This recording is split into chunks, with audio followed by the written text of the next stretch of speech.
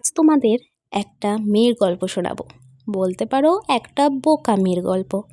নিতান্ত বোকাই বটে সে। না, আজকালকার যুগেও সে একা চলতে পারে না, একা কোথাও তার যেতে ইচ্ছা করে না, একা কিছু খেতে ইচ্ছা করে না, একা ঘুরতে যেতেও ইচ্ছা করে না। সবসময় সবাইকে নিজের মতন ভাবে আর সহজেই বিশ্বাস করে ফেলে, আর তারপর যা হওয়ার তাই হয়। সবাই তাকে অবশ্য বোঝায় যে এই যুগে এত বোকা থাকলে চলে না, একটু চালাক হতে হয়, একটু স্বার্থপর হতে হয়। কিন্তু সেই মেয়ে যেন নিজেকে বদলাতেই রাজি না, সে বোকা থাকতেই রাজি। ওই যে বোকা হলে যে কাউকে কখনো ঠকানো যায় না, ওর সাথে স্বার্থপরতা করা যায় না, কাউকে টেকেন ফর গ্র্যান্টেডও নেওয়া যায় না। এই বোকা মানুষগুলোর জীবনের সবচেয়ে বড় দুর্বলতা কি জানো তো?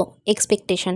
আমরা নিজেরাই এক্সপেক্ট করে নিজেদেরকে কষ্ট দিয়ে ফেলি। মাঝে যখন খুব মন খারাপ হয় তখন রীতিমতো 2-3 ঘন্টা ধরে চ্যাট লিস্ট খুঁজতে থাকি যে কাকে একটু এই গল্পগুলো বলে হালকা হওয়া যায়। কিন্তু ওই যে কাউকেই পাই না। ছোটো থেকে অনেক স্বপ্ন দেখেছিল সেই মেয়েটা, কিন্তু বড় হয়ে সেই সব স্বপ্নগুলোকে এক এক করে শেষ হয়ে যেতেও দেখেছে। না হতে পেরেছে ভালো সন্তান, না হতে পেরেছে ভালো দিদি বা বোন, সে না হতে পেরেছে ভালো বন্ধু, সে না হতে পেরেছে ভালো প্রেমিকা। ছোটো থেকে একটা কথা বারবার শুনে এসছে যে নিজেকে ভালোবাসতে পারে না, সে কাউকে ভালোবাসতে পারে না। কিন্তু এই কথাটার সাথে তার জীবনের কোনোদিনই কোনো মিল ছিল না, কারণ প্রথম থেকেই সে সবাইকে শুধু ভালোই বেসে এসছে, নিজেকে না ভালোবেসে। ওর জন্য কোনো স্যাক্রিফাইস করলে শুনতে হয়েছে তুই তো আমার জন্য কিছুই করিস। লাইফ খুব আনপ্রেডিক্টেবল, কার সাথে কখন কি হবে সে নিজেও জানে না। সারা জীবন শুধু ভালো সময়ের অপেক্ষা করার নামই হয়তো জীবন।